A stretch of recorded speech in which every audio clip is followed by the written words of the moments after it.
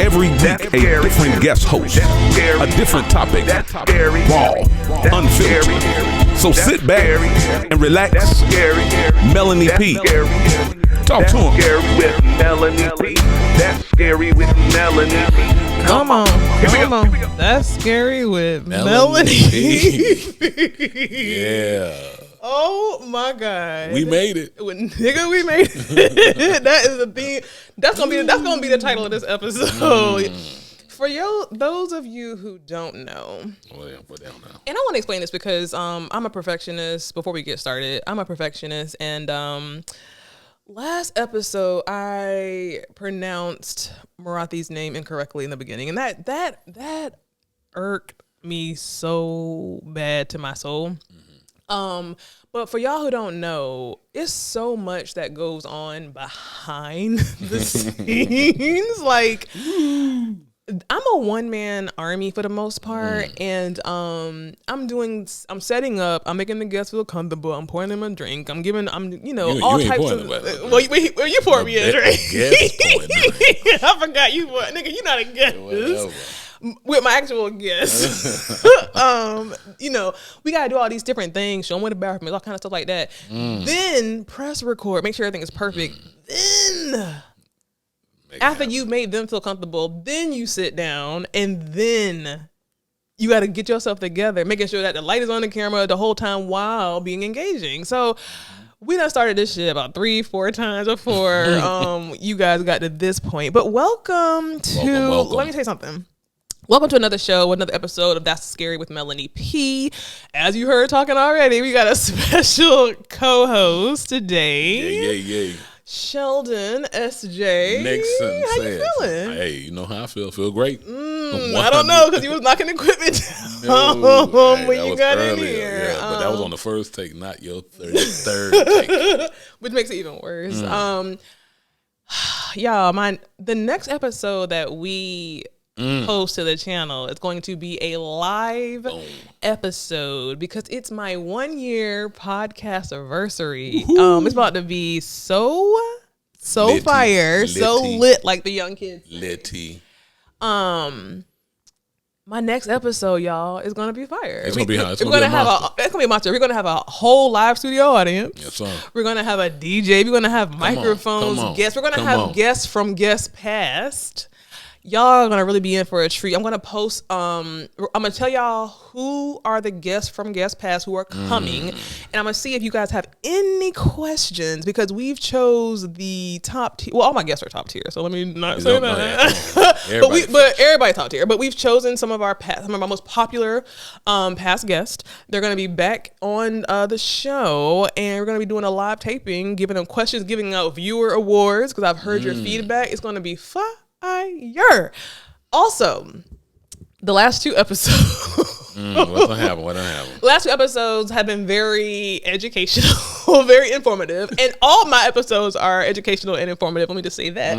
But this episode, we are talking about some good, hot, juicy topics. There's ignorance. Look, we got the Jameson that we've been drinking. We done fell. We done all types of things. So it's gonna be a couple episode, y'all. Before we get into the live podcast anniversary episode next week, we start every episode. People get ready. We start every episode with a mental health check-in. And listen, with outbursts like that, I don't know. Yeah. But how's your mental health? How's your week going? How's everything going in your life? What's going on? Well, 2 things. I'm in a. I'm feeling great. I'm 100%. I don't know what that sound was, but I'm feeling great as usual. But I am also sad a little bit because my wife is in Oregon. My kids are going to Oregon, and they're gonna be up there for the summer. She's coming back this in Tuesday, so I need my queen back. My queen back. But I'm feeling good, man. I just a side note. I just got the MPC +1, so I'm making beats like Dre. It's like a beat machine. So I'm doing some stuff, and the band Audacity. Yeah. I'll put their website information in the description. Yes. Tell us about your band and their ages. Whatever. Anyway, but the band we got Daryl. mean, the audacity. Listen, with a name like the audacity, I'm gonna tell you something. And I hate to cut you off, but you gotta be careful with the name you choose. Yes, we audacity. We got the audacity because you niggas got the audacity to be in y'all garage playing. We went in them songs. No, sir. We not. So look, we got Daryl, we got Dr. D, Daryl, we got Wise on the bass. Daryl on the lead. So scary. SJ doing a whole bunch of stuff. Something hot. So I'm all about creative juices. This is the time frame to create. I kind of was in the mind frame of, I've been in the mind frame of you work a lot. We work a lot. That's all we do. We're inundated with work. It takes from us. It's pulling from us and everything like that. Mm-hmm. But we have to be in the mind frame of creating. When you was a little kid, I was talking to a kid at a job, and he was like, "What's an imagination?" I was like, "What do you mean? What's an imagination?" I said, "It's the thing that you want to be." I said, "Don't you've imagined that you have flown before?" He was like, "Yeah." I said, "But you haven't flown, but you're flying. That imagination can give you that fuel to actually fly one day." And what fuel are we putting in ourselves to kind of help us get to that next level? So that's when I'm kind of in that creative mind frame again. I've been in the, because we work and we're trying to make it to the next thing. We're trying to move to the big 1 year event that's coming up and things like that. But how are we going to create? It's the 1 year isn't the end. It's the beginning. That's right. Correct. So you have to be in that mind frame of creativity. So that's how I'm feeling right now. Yeah. I met with my business consultant, my business coach yesterday, and she was saying that this year is a year of building for me.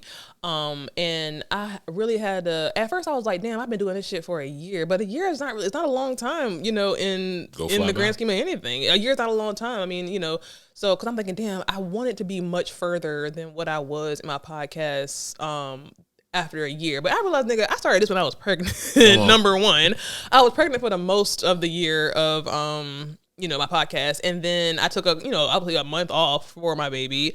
I think I've come damn far actually to be pregnant, child, and all that shit. Think about this. Can I say something? Think about when you first started, you were hoping for some views and some listeners and an audience. You're at a year, and I'm over 3,000, and you have watch this. You have the audience that's going to come to you. You feel what I'm saying? Yeah. Like you didn't at first. You didn't. You were starting off trying to get something. You have already fished. Right. You've already caught. You cast your line out, and look what you about to bring in. That's true. We bring in lobster. We bring in scallops. We bring in all kinds of good stuff in. Yeah, it's major. It's really major. But so as for my mental health, I'm feeling good. Actually, I'm feeling damn good. I got to be honest, man. The weather is good. I know I say, listen, every episode they talk about my mental health. I talk about the weather, but the weather is a big thing for me. As for most people have like seasonal depression and stuff like that, which I don't have. However, the weather being beautiful, me and my family being able to go out and be out in these streets and having a good time. Man, I got some good shit going on. Y'all look good out there too, man. I like how y'all moving. Y'all looking like a movie and stuff like that. We looking good, child. We looking real Huxtable of Daltons. Huxtable. We looking who a black family? Who's a black family other than the Huxtables? The Evans. No, that is more along the lines of y'all knew us personally, child. However, y'all could be the McDowells. Who was that? Oh yeah, I fuck with that. My mental health is good. I've gone. Last episode we had the Mr. Vegan himself on, and I've been adjusting to trying to get to a pescatarian lane. So I did have bacon this morning because they didn't have nothing else. Had to get that home. But I ain't had no bacon, no pork. I was vegan, but I had to get me some bacon. Baby steps. I'm not gonna force because I was vegan for a year. Yes. Or maybe a vegetarian for a year. I didn't eat no meat for a year. And I'm going back to that route, but now I'm taking baby steps so it could be sustainable for my new journey. Can I slide in real quick? Mental health is good though. So when I watched it was a What the Health, a documentary, and I went that whole year straight vegan, and I'm talking about cleaned my mind, cleansed my soul. I went right back. What year did you go vegan? Me and April, we went that. Trust me. What year was that? Probably about when Kennedy was born. When Kennedy was born, probably for about a year and some change. And I'm talking about to the point where I had done it so much where I wasn't even eating the yolk of the eggs when I started eating I forgot about regular, eggs. I had eggs this morning too. Yes, but when I started eating the scrambled eggs, I was eating white egg whites for so long that when I started eating scrambled eggs, the yellow looked different. After I was gone for a minute, and I said, "Dang, that's the power of kind of getting cleansed." It's a slippery slope to slide back, but then you got to kind of adjust yourself to say, "Hey, look, how can I maintain this thing?" Because when you quit cold turkey, our stomachs and our digestive systems they're created to be able to eat that level of thing, anything. Anyway, so as we change it, that's where you got to kind of be in your mind frame, and keep that going. Now let me ask you this, out of curiosity, so for me, what took me out of my veganism was it was summertime, it was hot outside, and I love food on the grill, but I didn't backslide. I said, you know what, I'm gonna get this vegan hot dog, slap that shit on the grill. That was the worst thing I've ever had in my life. And finally I said, fuck it, I put a regular hot dog on that grill, and it was over from there. We went to Chicago, and I went straight to Harold's. I'm talking about as soon as we Harold's got chicken? Harold's chicken. I ain't talking about Harold's Ice Bar in Charlotte. I'm talking about for real Harold's chicken. Or Harold's up the street. And I had the shrimp and the chicken combo. Then I had the deep dish the next day. From, oh my God! Wasn't playing. You would think after then I went to was Portobello's. confused because you would think after a year that shit would be ingrained, man. But that hot dog, listen, cookouts are ingrained in my spirit. Yeah, you need that burnt meat. God, man. I'm gonna throw a little game in here while we got time, child. Because you know what? This is a very relaxed episode. I've been feeding y'all, learning y'all. I'm not learning y'all. Feeding y'all soul, learning y'all. That's like slaves. Who learned you? Taught you how to learn? Let me learn y'all. I've been giving y'all so much shit this shit shouldn't even be free. Like the information I've been giving y'all. So this about to be real laid back. You get paid for it. The money coming from it. I'm gonna just pull up one of my questionnaires. Have you pick a number like before? No, nothing. Hopefully nothing like that. Please don't. Ooh, no. Okay, what if I cannot find? Because I'm really pulling. Like, listen, we just going through. Okay, here we go. Pick a number, 1 through 10. 7. I can't even pick the right number every time. Only because I know you personally. This would be interesting. This one says, share a secret or a story that you've never shared before. Goodness. You know how to pick these questions? Oh my God, I picked the worst thing. I'm not. And this is a part of the show where the camera goes zoom in on it. Oh my goodness. Let me see. Think about it, nigga. What's something that I want to share? You can't share on the national audience that we have. That I've never shared before. Because if I do this, I might get paid for some of the stuff I'm talking about. Let me reboot that because that's kind of a hard question with the IRS listening. Jesus, what is a misconception that people have about SJ Nixon? No doubt.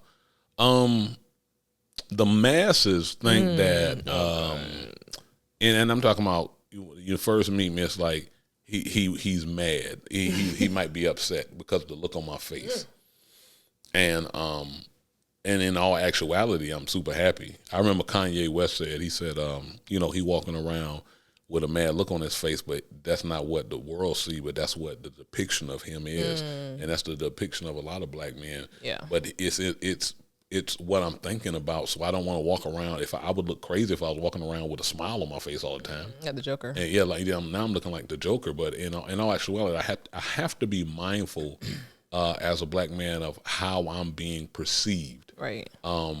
In life, we are hangers.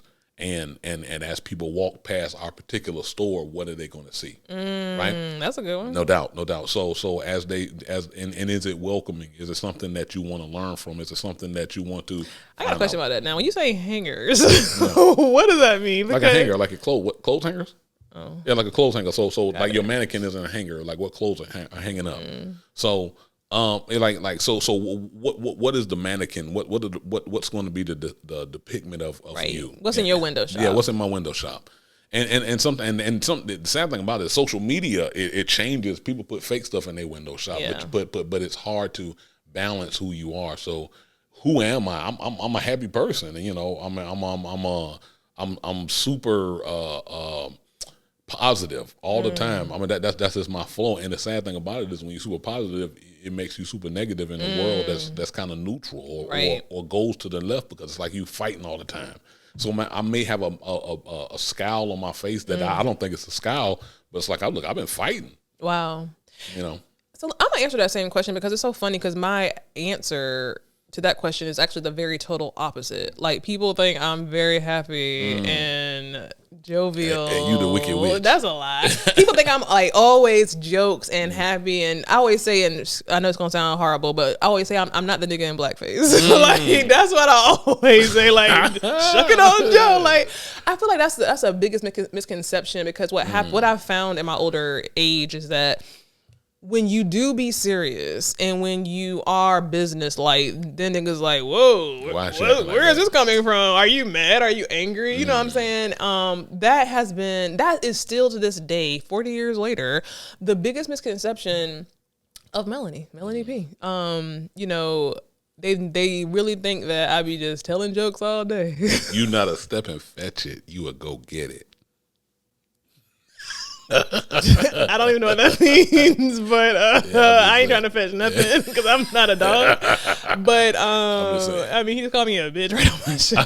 Oh God, a dog is a bitch. I mean, no, I didn't call you that. That's what you said. You said what animal fetches? Step and fetch it. That's from a slave standpoint, a minstrel standpoint.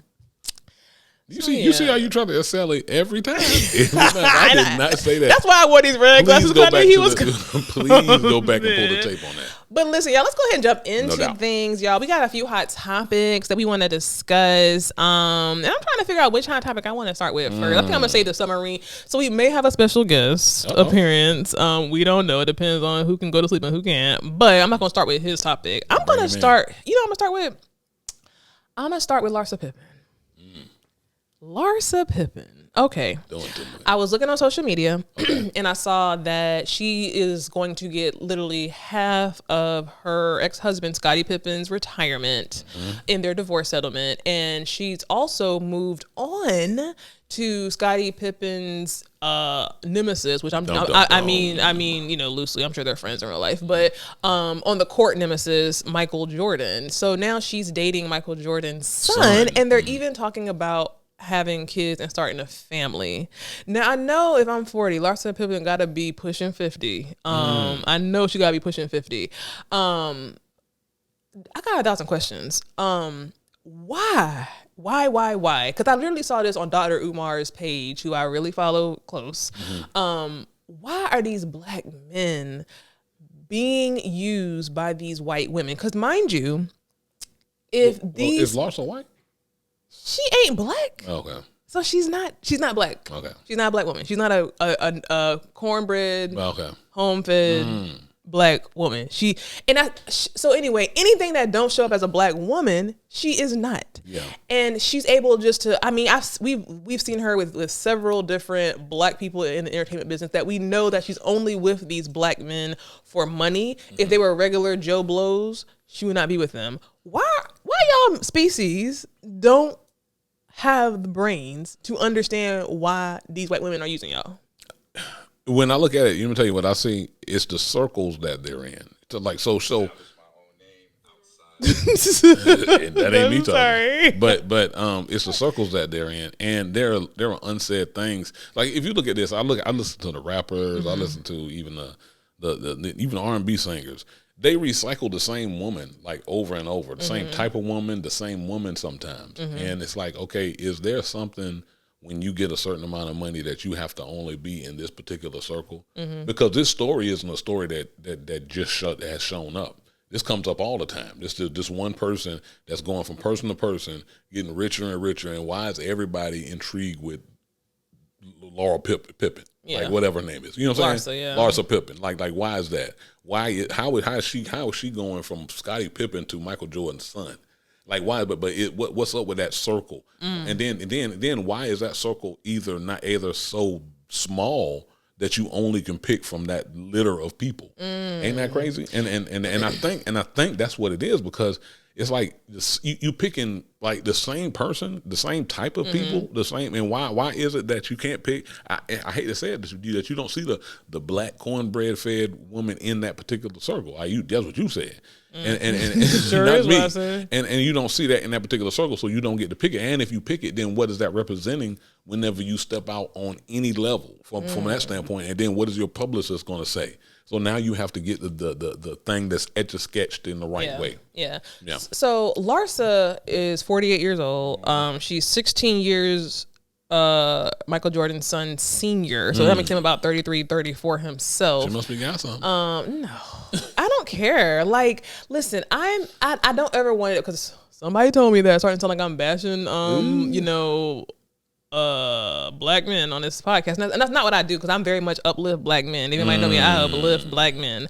However, what I don't uplift is the stupidity, because I get very angry when black women are, now we ain't doing that as much as anymore, because we will go find us a white man, and I salute that. But on the same token, these black men, they call us bitches and hoes in these, and I be dancing to it, but they call us bitches and hoes in their songs, but we still hold them down. But as soon as they get rich, what did Kanye say? And he even did it. They find themselves a white woman, a non-black woman. But again, that's what the system says you have to do. And what is your definition of what rich is? It's not. Could it be the amount of money that you have, or is it the wealth that you have in your family?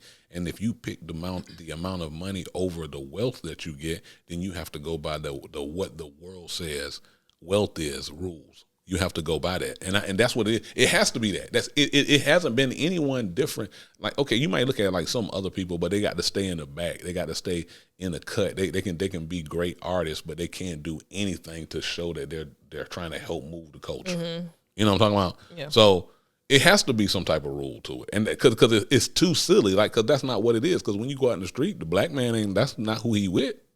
But that's my point. That's like literally my point. You know what I'm saying? The average black man is not going, the average black man is not going for the non-black woman to what I see. Mm-hmm. So, and I think about like, okay, maybe Scottie Pippen, I don't know who his parents are, how he was raised, whatever. He seemed like he's from somewhere from the country. But Michael Jordan's son, we know Michael Jordan personally, you know what I'm saying? Mm-hmm. And so it's like, we know how he was brought up. But shit, I guess like father like son, because now he done got a white woman too. So I mean, what the hell? Because actually, that's his circle. That's what he's seen. So you're saying there's no black women, no black wealthy women in the circle? It's not a lot, and they make sure that they keep it at that level, or it's not even a depiction of it. I can't. No. Ain't wrong. I cannot stand behind that, because one thing I watch is reality TV, and them black women be in them circles trying to find them ballers the same way. Yeah, but they won't let them in a certain level a certain level of circle. They're at certain levels, but you're not gonna get in this particular level. You would get you a show. You would get you a show all day, and you would get you a show, and you get a group of y'all on the show, but y'all not gonna get a show. You're not gonna mix the housewives of Potomac with the Orange County housewives. You're not gonna do a show and mix that together. I bet you won't. Well, and if you do put that together, give me my money, because I'm gonna be the first one to say what the amount of ratings that you will get by mixing those two together. There's a show. It's called The Ultimate Housewives Road Trip. So give me my money, because I know all the reality TV, and that's my guilty pleasure. And who is who? What two it's shows? It's Potomac and Housewives. It's literally what you said. Oh, okay. Well, hey, there we go. Then. Exactly, nigga. I got my facts. I do my research, y'all. But it's just this is a beat a dead horse topic, but it's just so, as a black woman who comes from a black man, as a black man who's surrounded by black brothers and has a black man herself, and I don't have no son, but it's like, I just don't get it. And I have nephews, you know what I'm saying? I don't have no son, but I do have nephews, and it's like, I don't understand this I made it, so now the next step is to find a white woman. That's what they push in front of you. Like, soon as you win, they push the trophy in front of you, and the trophy is, she ain't a trophy. Yeah, I know that, but at the end of the day, that's what they put there, and that's what you've seen year after year after year. So therefore, that's what you're gonna follow that. Think about this: everybody wear Jordans, everybody wear Polo. You wearing that because somebody else had it on. Then when you somehow got on some Pumas, they be like, okay, man, them fresh, but them ain't Jordan. You feel what I'm saying? Yeah, but I mean, even this thing. I mean, black men are very intelligent. Like, I'm never going to say that they're not. They're very intelligent. They're very smart men. They're great leaders, in our society and in our homes. And if you're that intelligent, and here's an example: the Kardashians. They ran through every black person they could until they ran into every black person that they could, until they now they're trying to take all the butt shots out of their butt. They're trying to look more white adjacent. They're not white, they're Armenian, but they're trying to look more white adjacent now. And I think that they're now trying to convert back to the white men. You know what I'm saying? So if a black man is as smart as I know he is, and you see the game, you see, oh, I wouldn't fuck with you if you was regular or just a regular, $60,000 a year, whatever, black man. I wouldn't even give you the time of day. I'd probably call the cops on you because I would probably be a whole Karen towards you. But you got money. I think you're dumb enough to think I would like you otherwise. So let me just get out of you what I can. I don't understand how black men just don't see that. Yeah. Now, it's a system. You have a black son, and I feel like I may have asked this before, but if your black son came to you with a white woman, how would you navigate that? I mean, if that's what he came to, I'm gonna have to kind of get through it. I mean, but my goal is, I just told him this like 2 weeks ago. Right. I said, look, your mama black. You see me here with a black queen. I expect for you to bring another black queen in here, and don't be scared to say that. Like, okay, you can pick what you want to pick, whatever. Like I ain't trying to say that, but at the end of the day, look what I got, and this is why. And here's the reason. So why daddy do that? Well, first of all, they don't want us together. And why don't they want us together? Because they don't want us together because of the power that we have together. And the power that we have together is unlike anything else. So I'm not saying this to be from a racist standpoint, but I will say this. I heard David Banner said this. This is going to be, hey, I don't know if it's going to put ratings up in anything. He says the problem with the world is maybe the white people might be racist and they're perceived racist, and we can't call somebody else racist. He said the problem is black people not racist enough. And what does that mean? What does racist mean? It means that whenever I have something going on, I'm going to be pro whatever my race is. That's true. You hear me? So at the end of the day, why would I not teach pro what's going on? Why would I teach something totally that's not what I'm putting in my house? Right. So a level of racism is nothing but a level of being proactive and saying, hey, look, I'm proud of what I have. Right. And putting that in the home and teaching that from young. There's nothing wrong with that. Yeah. And that's a good point. I mean, I do think that black people, we are very much, and it's not to our fault, but we're very much, let's acclimate to our environments versus stand out. Now, we'll stand out, but to our defense, sometimes that comes at a lot of cost. Even like for example, when you're saying you're a black man who might be having a regular day with a regular look on his face, but now you're coming off as you're angry, and now you got to be afraid or weary about how you're coming off because of how people perceive black people already. Correct. But it just makes me feel like, okay, black people have to acclimate. Dumbass example, but like even with the cartoons, I'm showing Bailey like cartoons of, teaching her stuff, but we have the black cartoon now that everybody likes, but a lot of them cartoons are white people, you know what I'm saying? And it's like, I just acclimate because that's what, now there are black options, but there are more white options. But I could say, you know what, this is my race. I only want her to see these black images of these black little kids, whatever. So, that's an example of how a small example, but that's an example of how we just acclimate just to go along, to get along. You know what I'm saying? So it could be very popular, and hey, I'm pro-black. I want me a black woman, whatever.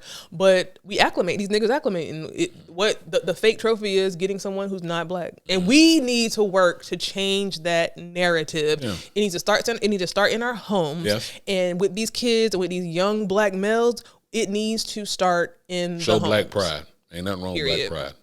Next topic. This one hit home for me. So Sukihana. So we all know Sukihana, eating your ass, eating his ass. I'm a fan of Sukihana. I'm gonna give you a little bit of background. So I thought you was about to say you were a fan of eating ass. No, not at all. I don't want to go nowhere near. Fan. God, no. No. You gotta watch them sound bites. No. So YK, look. I don't know how to pronounce this nigga name. YK Osiris. But it looks like ostrich. But it's Osiris. Okay, so YK Osiris was seen forcing a kiss with the 31-year-old rapper Sukihana. Sukihana looked visibly shocked and uncomfortable as YK Osiris who was stood behind her, clasped her head and forced his tongue down her throat as she commentated on the game alongside Lil Duval, Funny Marco, and others. Osiris' behavior was widely condemned on social media and led to allegations of sexual assault, blah, blah, blah, blah. He did apologize. She accepted it. Here's the thing. Here's my only question. I got several questions, but my first question is this. This all just ties in. I forgot to spit, but this all kind of ties in. This is my thing. Black people, we got to do better. She was with 4 other black men sitting all around her. She's looking uncomfortable. This man comes from, I feel like he wasn't even on the panel. He comes behind the panel, literally forces her head to a kiss, not once, but like damn twice, it seems like on that video. And these black men just sat around and watched. And she looked clearly uncomfortable. She wasn't wanting to kiss this man back. The fact that he even invaded her personal space, why didn't these other black men help? One, is his apology good enough? What are your thoughts? You know, when I looked at that video, I thought 2 things. You know, is this person, we go back to the level, let's talk about the beginning of the show. It's a level of ignorance that goes on. And is YK Osiris that ignorant that he just gonna get up there and harass somebody in this day and time and do that? Or is this a level of stage? The only way of staged is, why is he laughing? What's so funny? What is so? I can answer that for you. Yeah. So you can tell me that. Why is he laughing and thinking it's I'm so gonna tell you funny? why he's laughing. Why? Because when you're doing something stupid like that, you're gonna be laughing. Okay, no doubt. So no, I understand that. So you doing that, and that's what it is. But it you know, we always put the onus on the black man that's, you know, we kind of stopping it. Why they not stopping her? Why she ain't stopping it? She can put up that arm and say, hey, look, what you doing? She can do that. Are you kidding me? Yes. Is that really what you want to say right now? Listen to this. Listen, if she didn't want that dude to do that, get off me. Now here's the thing, because at the end of the day, it looked like something was going on. She was literally leaning back, away, pulling away. It looked like there was something going on. And I'm talking about a video. I'm not trying to talk about in general all women in the world. Yeah. I'm talking about that particular video. It looked like something was set off. And think about it. Look what she delivered. This is gonna be wrong what I'm saying, so it's gonna take it wrong. She kind of puts out there, you know, eating your ass and all this stuff like that. Who's to say? And here's it. YK Osiris, his music ain't hitting hot like it used to. Right. You know, I mean, and he had one song. I can't even think of the name of it. And then now you got her as well. Whatever she's doing from her brand, I might need views. Right. And that's just me looking at it from that particular lens, because it doesn't make any sense. Right. That particular movement, it doesn't make any sense. Yeah, I have to really just totally and holistically and obliquely disagree with you. I made that word up. Yeah, I'm about to say, what was that last word? Biblically. I'm just really, and you know, I love you. I'm really disgusted by your answer, to be honest with you. Yeah. For you to sit there and say that these black men, why put the onus on the black men? When I tell you a flood of just words are coming to my head, I can't even get them all out. Are you kidding me? Like, don't look at me like that. Keep talking. Are you kidding me? You're a black man with a black mama, a black sister, and black daughters. Black men, just like you said that we're not racist enough, black men are not protective of black women enough. Okay. If you are in a situation, this is the thing. I fuck with what you said in the previous segment about we're not racist enough. Now, I'm not racist, so that's my job. Please don't. There you go. You get this together. You talk right. I'm not racist, 100%. However, we gotta do better with, when I see a black person out in the street, that's family. Just like when white people see each other out in the street, like just like in a job, they help you move up. We've said a million times on all these episodes, black people will not only not help you move up, but they're gonna probably put some bad shit about you in the boss's name so you can't move up. Uh-huh. And that's a horrible stereotype. But that stereotype comes from somewhere. And so for you as a black man to literally say that, okay, why put this on the black man?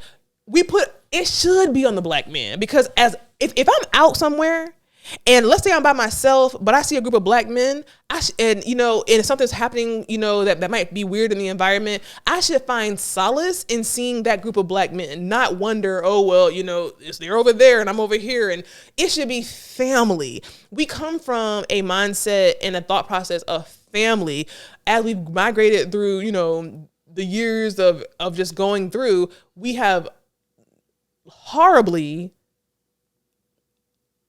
what's the word I want to use? We've horribly dispersed that thought process of family to now it's me against you, me against you. I got one. If black men, I've called you a million times with niggas trying to fuck with me, and I had to call my brother because I don't have no sisters, but I had to call my brother. You know what I'm saying? Like, hold up. You know what I'm saying? Like, I don't think you would. Maybe you would. I don't think you. Maybe you would. I don't think you would sit there if a black woman is feeling uncomfortable and is feeling harassed and just sit there and be like, well, she got a song about eating ass, so I guess she won it. No, I want to hold black men at a stand. This all goes along with every episode I talk about. I hold my black kings at a standard to where I want to find safety and solace in their presence, not feel like, oh, well, they're on this side, I'm on this side, and if something's happening to me, they ain't gonna do nothing.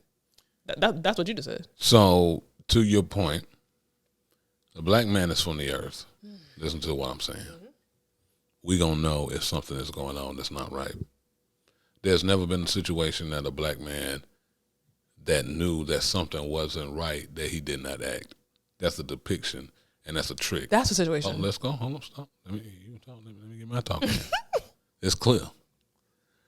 There's never been a situation that a black man said to somebody, especially black women, was in danger, and then that innate ability of them comes in to automatically stop. We're set in that. That's automatic. You can tell on that video that there is something that's automatically set up. I'm talking specifically about the video. So that is so whenever we go back and say, hey, what it is, yes, and when I say don't hold a black man to a certain thing, you can't hold a black man to being a spectacle. Because what happens from a spectacle standpoint is, hey, what is he fighting for? Now we're gonna lose the fact that he was fighting for this for Sukihana. And you know how they gonna pronounce this on the news? This is what they're gonna say. Rapper Sukihana from the famed song "I Ate That Ass, You Ate That Ass" was so-called accosted by black men that got in a fight over each other that was XYZ was going on. The only thing they're gonna hear is black men got in a fight, ass and something else, XYZ. But 9 times out of 10, 99% of the time, the animalistic quality of the black man, he's gonna automatically take care of his family. The world just shows that he's not doing that. Hence, that's why you might get somebody like yourself, Melody, to say, hey, look, why is this not going on from the whole group? Because that's what's shown in the world. And that's what's depicted. But and a lot of times when you answer questions in actuality or individuality, it kind of gets murkied up in the totality of what's going on. Nigga, you saying words that rhyme at this point. Whatever. Go back and check out what I said. Wrong. Don't agree. Disagree. Like, first of all, I'm trying to calculate everything you just said right now. You can't. This is the thing. Clear. I'm simply just saying that one thing I know for sure, if there was another black woman on that panel, I feel 9 times out of 10 she would have said something or motioned for something to protect that black woman. Now, I hear what you're saying. If there had been a brawl because, little short comedy dude got up and, started a fight with Osiris or Ostrich, whatever his name is, and they fighting, okay, I can see that. But again, I hold myself and black people at a higher standard, and Osiris, what's little short dude name? I don't know. Duval. If Lil Duval, which is probably the worst example, but if he was a stand up and, I mean, would you even know he was standing up? Still like he's sitting down. But if he was to stand up or even just motion like, nah, man, whatever. I do believe that Osiris would have, second thought about, but that thing was set up from the beginning. Look how he came over. He came over to Kiki, laugh, and she was like, "What's going on? I don't know what you're doing." So your standpoint is that you don't think that it was an issue. It's like it was staged. You think it was staged? I think it was staged. So let's say it wasn't staged. If it wasn't staged, the black man should have been on him. Right. But at the end of the day, it would, and you can feel that. You can automatically feel when something ain't staged. When something is staged, you go back to the Will Smith thing. There was a level of stagemanship in that, because everybody is sitting around like, we don't even hear what's going on. Yeah. In real life, that's not how stuff go. But here it is. Let's go back to reality TV. What's reality TV and what's regular TV? Right. And that's the trick of the world. So I guess our takes are different. You know, I feel like you feel like, you know, it was staged and maybe so. But I also feel like we have to do better, and that's going to lead us into our next hot topic. Women have to. Can I say this? Absolutely. When have you ever called me and you say, hey, look, this was the situation that was going on, and I ain't hardly even asked no questions, and I can't take care of it? Never, but that's my whole point. Like, hold on. So you ain't never called me and that happened? No, I'm saying no. No, what I'm saying is I've never called you and you said a bunch of stuff. Yeah. And you never called me, and then I was like, let's do it. Right. This is what it is. I don't even care what's going on. Who did what? So, and I'm glad you said that, because for the listeners and the viewers, I hope that helps to understand my thought process on things. And I said this on like a couple episodes ago, like when the whole Ebony Cave thing. So it comes from a lot of my thought process, and a lot of people's thought processes come from their experience. I was blessed to I'm a daddy's girl, close to my dad. I have brothers. I have no sisters. I have a lot of male energy in my life. So I'm surrounded by strong black men who are doing their thing. That's all I know. So when I come out here in these streets and I see a nigga not doing his thing, oh no, what is this? Let me ring you up, because black Karen. You know what I'm not a black Karen, nigga. No, do not say that. I'm not Karen. I'm a black damn Harriet Tubman. I'm a black Harriet Tubman. I'm a black Harriet Tubman because ain't Harriet Tubman black? I'm Harriet Tubman. I'm a version of Harriet Tubman, because I feel like I want to bring people up. That's all I want to do. That's all I want to do. You know what I'm saying? Now, we're talking about Sukihana, and that kind of leads us into this next topic. And I hope my audio technical shit works.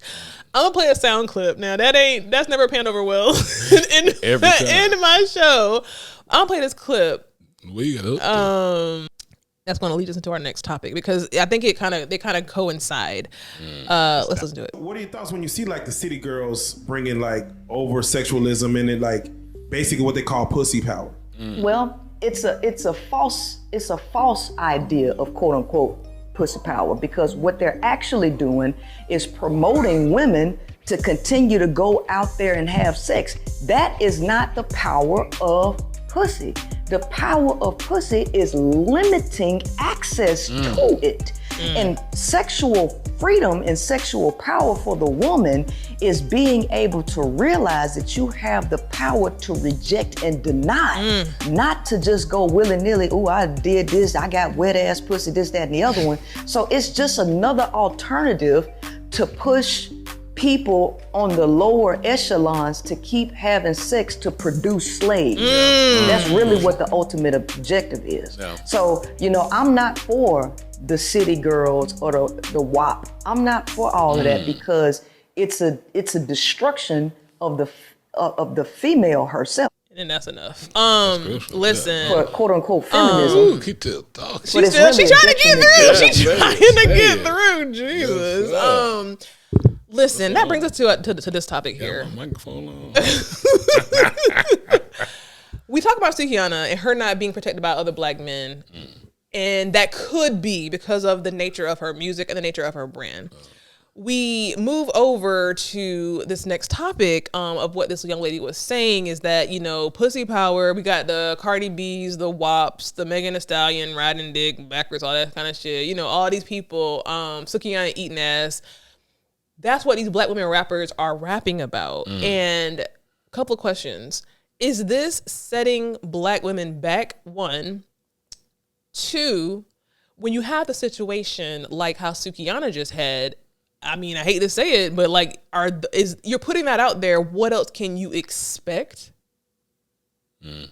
So let me answer it backwards, the same way that Megan rides it.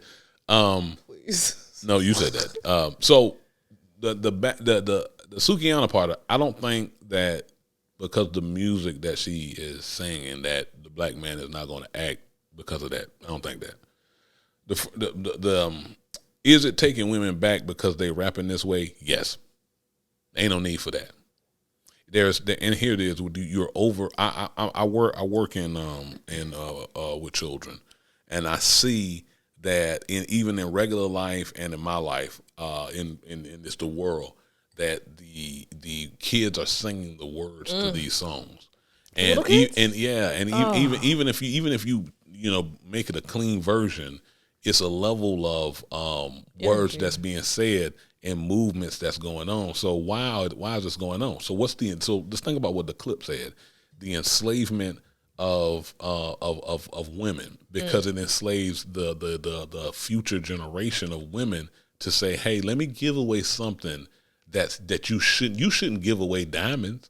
When you go to Tiffany, you ain't getting diamonds for $2.99. Diamonds costing them $5,999 for a small one. Or you're not saying that, give me a bag. You know what I'm saying? So by the end of the way, so why would you give away something as precious as melanin? Something as precious as the... I think y'all say Melanie. Melanin. Aww. Melanin. What, as the black woman, why would you give that away?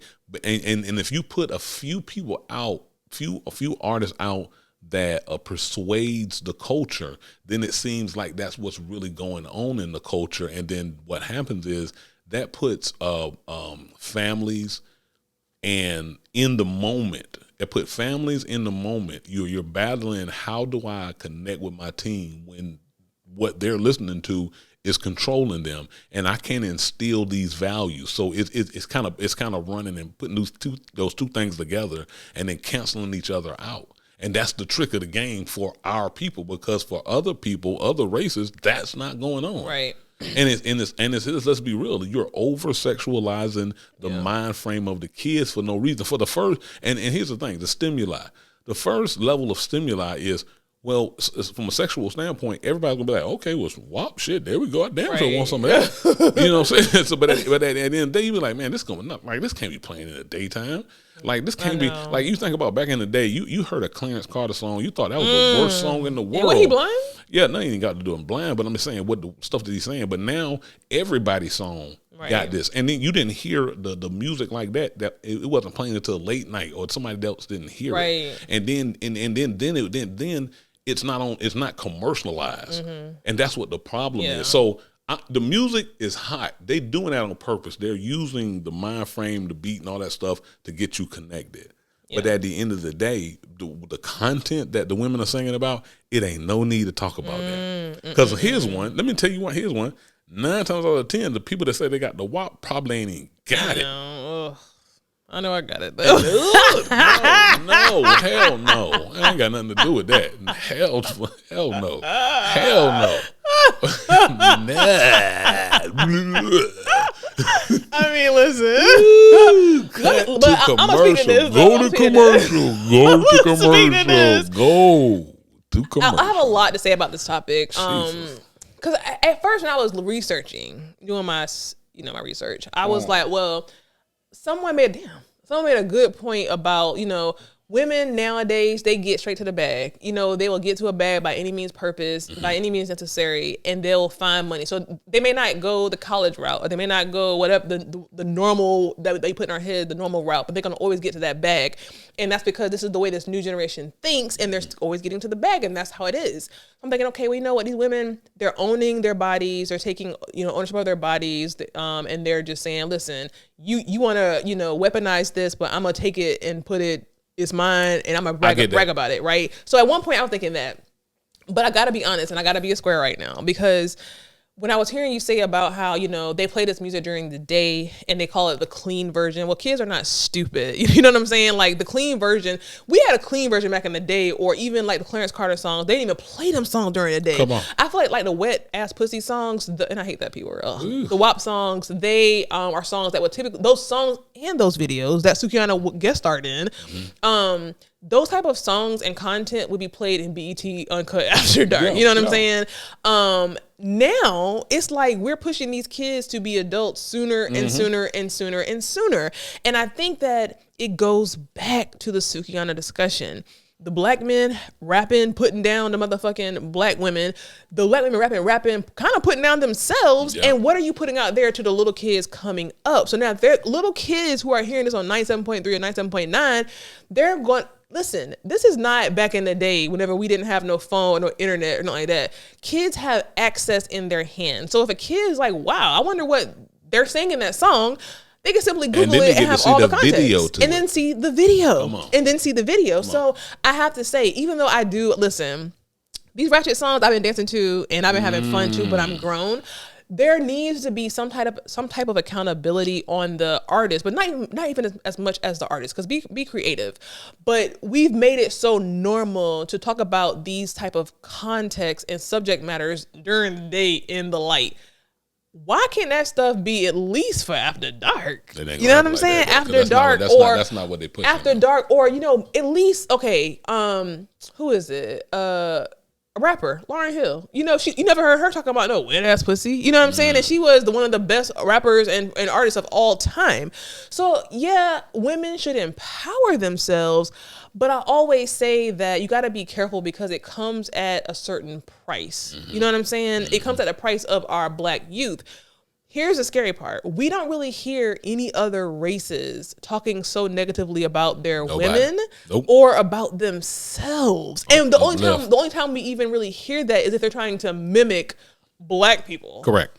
So it's like, damn, once again, all these topics are kind of overlapping because... That's the power of us, though. No, I'm saying all these topics are kind of overlapping because all of it starts at, okay, we got to love ourselves and not even ourselves. Fuck ourselves.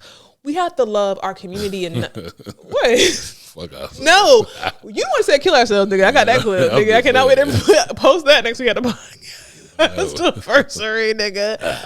However, we need to say fuck ourselves, but fuck our community. That sounds horrible. Terrible. But I'm not saying that. No, I'm for my community. Be for your community. Myself. Like I said, the same thing in the last two topics. If I see a sister over there looking uncomfortable, whether I'm a Black man or a Black woman, that's my sister. I'm gonna make sure she's good. You know what I'm saying? If I see this woman out here rapping about this shit and it's bringing our community down, I'm gonna talk to her and be like, hey, she good. Don't rap about the wow. Or at least sprinkle some good shit in. Like I really have never heard Megan Thee Stallion and I love me some Megan Thee Stallion. I've been told I look like her and I move like her. I don't know. But I've never heard Megan Thee Stallion or Cardi B do any positive raps. I mean, shit, Nas got a lot of positive raps, you know what I'm saying? Lauryn Hill got a lot of positive raps, you know what I'm saying? So at least sprinkle that in. But they're very big to say, I'm not here to be your role model. Well, whether you're not here to be our role model, you're a role model. It comes with the cost. It comes with the cost, you know? I don't know. Last topic, and this is a big one, no pun intended, Oceangate. Yeah. Let me talk about this. Okay, so let me give y'all some backstory. Terrible. Okay, backstory. Oceangate. Oceangate is a private company founded in 2009 to provide cruise submersion for tourism and exploration. This, I mean, everybody know about this shit. There was a catastrophic implosion on board the Titanic. Listen,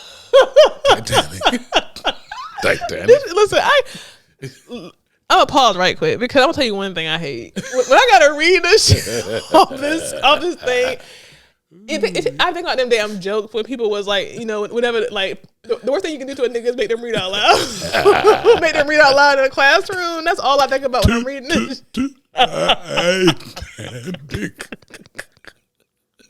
Oh my gosh. Let me try again. Okay, so, all right. Where do I start? On board the Titan. Wait. This 5-person vessel vanished 105 minutes after launching from the Polar Prince icebreaker research ship about 900 miles off the coast of Cape Cod. The Titan's twin communications fell down, text and commercial communicating. Y'all know what's happening. They lost communication.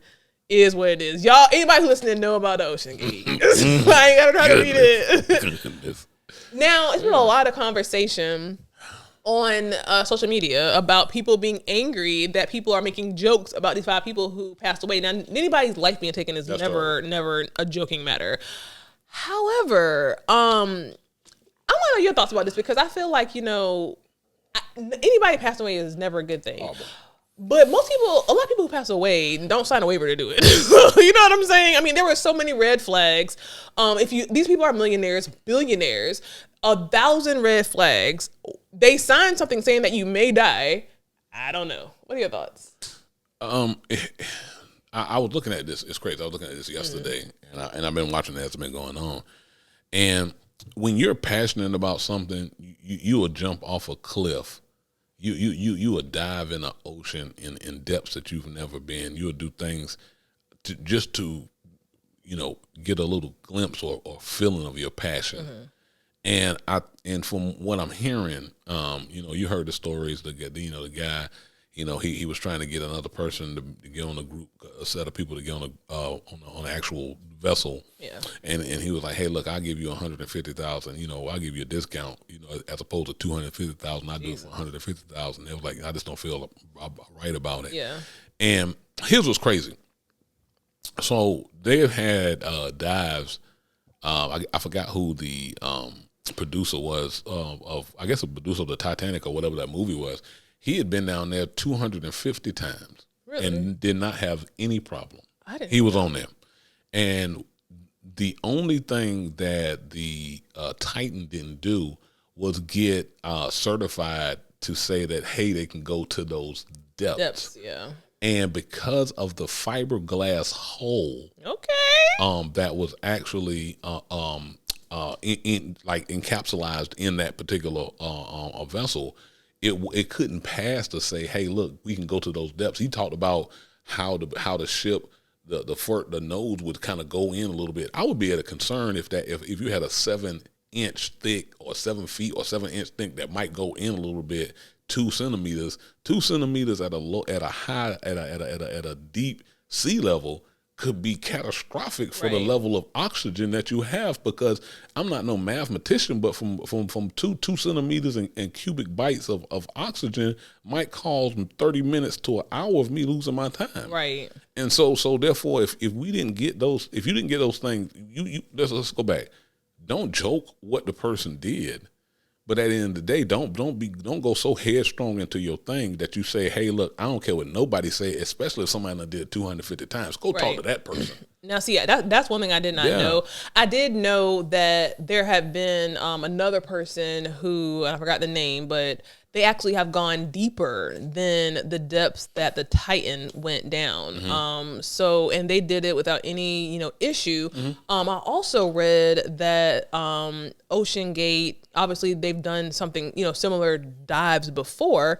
And when they tried to go down to the Titanic before, some of the people who were on ship were saying that they saw so many red flags. They were scared for their life. The communication went down, and the people literally cut off their internet to ensure that the people on the Oceangate sub would not tweet in real time to let anybody know what was going on. So, if you're a billionaire and if you're a millionaire, and I'm not holding you at any, you're a human at the end of the day, but you have a lot more advantages than the average motherfucking Joe. You got a lot more advantages than me. You know what I'm saying? And I feel like, do your research. Again, I don't want to negate the fact that lives have been lost. Yeah. However, it's almost like, you paid $250,000 or some, around that. For a seat to do something that clearly was not safe. And I feel like the fact that it was not safe was made known in, conversations prior to them getting on board. And I really do feel bad for everybody, but especially the younger kid. I think he was like in his 20s, who got on there with his dad. Like, I cannot imagine. And he said he had concerns too. Right. So even the kid said he had concerns. So my thing is this, like, I might want to sign over something and risk my life, but damn, to bring your kid into it, that's very crazy. Because a 20-year-old kid is still a young baby kid. Yeah. And you robbed him of his life. Now, as far as, black people will make a joke out of anything, to be honest. I've seen some really good ones on social media. And, I'm trying to be PC, but I got to be honest with you. I feel bad for the families that they have left behind. Yeah. But I don't know if I feel very bad for the people who was on that sub. Yeah, I can't say. You need to feel bad for them. Why? Feel bad for them because you know why? Because they're not the only people that think that way. And here's one. I got one better than this. It could be a future billionaire that can come up in life and say, hey, I'm going to do something stupid. Now, here's the thing. You have a lot of – this is crazy. The people that have created and invented things weren't billionaires yet. Right. So they took a chance, right? And before they took the chance, they did calculations so nothing wouldn't happen to them. Wright brothers, Franklin, Benjamin Banneker, everything, right? But you get the money. Let me get $1 billion. People that win the millionaire, win the lottery, die early. Billionaires kill themselves. Kate Spade. Yeah. CVS, the CEO of CVS, jump out the window. Right. Because you received that money without doing your work on what you need to do, because that pressure that's going to come in on something that you talked about, because you're talking off what your money did. So here's the thing. What is your wealth? Your wealth isn't your dollar or your digit or your value. Your wealth is your knowledge of what you're going to do to stay here, because being a billionaire doesn't mean nothing when you're dead. But even I think about while this was going on, immigrants were trying to flee, I think it was Greece, for a better life. And I mean, I think, 7,000 plus of them died trying to flee for a better life. And there was no coverage on that. Correct. I think about that. I think about, okay, these are billionaires. And I hate to sound so heartless, but but these are billionaires. First of all, that money could have gone to a charity. Yeah, you know what I'm saying? That money could have went anywhere. But then here's the kicker. All the money that it took for the efforts to try to find these people out here in this in a damn ocean, that was billions of dollars that people spent of our tax dollars to find them. Now we got homeless shelters, babies who have no food, who have no clothes, who have no shelter, but we spending over, thousands and thousands and trillions of dollars to save these niggas out here who want to be in a damn sub in the middle of the ocean to look at a Titanic. Like, I got a problem with that. I just hate to sound like, I have a heart, I really do. But Jesse. No. I don't want to sound evil, but I have to sound, because listen, again, goes back, all the topics have been Black community, how can we help them? Because to me, the money that you just threw away to not only get a ticket to ride this motherfucker, but then the money you threw away to have all these Marines and fucking bio people to be in the ocean looking for you. Now here's the kicker that I just learned. I don't know if this is a fact, but I feel like they knew these niggas was dead way before they told the Americans. Well, the amount of time that they was down there, they knew what was going on, and they had it. It's a show situation again. Yes, you correct. And I don't know if that was a real thing, but I think they've been. You can tell how they deliver the news. Yeah. That they knew. Yeah. It was like when the person was down there banging away, they had already said, well, oxygen's going to be gone at a certain amount of time. But that time had passed. That time had passed. So here's what's crazy. You ever watch a movie, and we're watching a 2-hour movie, but there's a person that's going somewhere, and it take 30 minutes for to get there, and it's only 10 minutes in the movie left. But we sitting there like, oh my God, it's taking 30 minutes. And it's only 10 minutes of movie left, and the time going by, and the person moving in slow motion. That's going on in real life too. So let me say, look, the person, oxygen going to be gone in 2 minutes. And they showed that Tuesday. Now they talking about Wednesday. Saturday. They could be dead. They we don't know yet. They could be dead Wednesday. You know why? Because you don't want to say to that person, because if I say that it's done, now I could potentially get sued. Yeah. You feel what I'm saying? It's disgusting, honestly, how the news can. Me personally, I don't watch the news. I don't watch the news. I don't watch the news. Repeat it. I don't watch the news. I don't watch the news. Now my partner watch the news all damn day, so I know if something going on, I'll find it out from him. However, it's disgusting how the news can tailor what they want you to focus on. Yellow it's journalism. Really disgusting, because these immigrants who were literally some of these niggas was enslaved, just trying to get free, and they boat flipped over and might have even been attacked, and it's been thousands of these niggas lost. I have not really seen hardly any footage, because I did start watching the news like to look at this boat they ain't situation. Worth $1 billion. And they're not like, come on, like the one ticket on the damn Titan could have saved that whole boat of immigrants trying to be free. And that's the kind of world we live in. Like, we're not all starting from the same starting point. This. Can I hit you with this? Absolutely. So you say, this is going to be terrible. You going to say the immigrants to come in. They ain't coming in here. Where they come? They was going somewhere else. They weren't coming in here US. to come and take from the black man, because we can't own anything. God. The black man don't want to clean houses. He don't want to do yards. let's not go there, because if you go to episode 2 or 3, which we'll be talking about on the Podcastaversary, where Jason was talking about black businesses and how we tried to hire a black man to do yard work and that nigga ghosted us. Like, the Mexicans, they ain't doing that, and the black people are not cleaning the houses like the Mexicans are. Well, I got a contract where, and I don't want to get deep into it, where I clean on Tuesday, Thursday, and Saturday, so I don't mind doing it. So it is people that's out there doing it. You have to get out there and do it. But that's very the rare. Depiction. That's very rare. That's the depiction that's not going on. It's going on more than often. I had a black lady, and I'm going to end it here, because I love black people. I got to put it out there. I love black people. I hired a black lady to clean my house, which just sounds horrible in itself, but I go in the bathroom after she cleaned, and I saw the dirt ring where the body wash was, and I was like, "What is this?" And I hate to say that, but if you go back to episode 2 or 3, and please go back, 'cause I need them streams, and listen, we promote everything black on black, blackity, black on black. We are all about that. Oh shit, that rhyme! I didn't even know that rhyme. I'm gonna have to put that. Okay, but I can't support you if you ain't supporting me to support you. You know what I'm saying? And honestly, it all goes back to black. It all goes back to the black core family. We got to start having the same way that Trump came in out of nowhere kind of and rallied his troops, and now it's a bunch of these niggas everywhere that you just never know. They climbing up the wall of the damn thing and doing all types of crazy stuff. They activated. Mm-hmm. We need to have that same mentality. We have our Barack, who again, well, that's another story in itself, but we have our Dr. Umar. Well, no, he what do you call him, a polygamist? He a polygamist, so I don't really fuck with that. But we have what's the nigga that lost all the weight? The Reverend Al Sharpton. We have our Al Sharptons. He's for black, everything black, blackity black.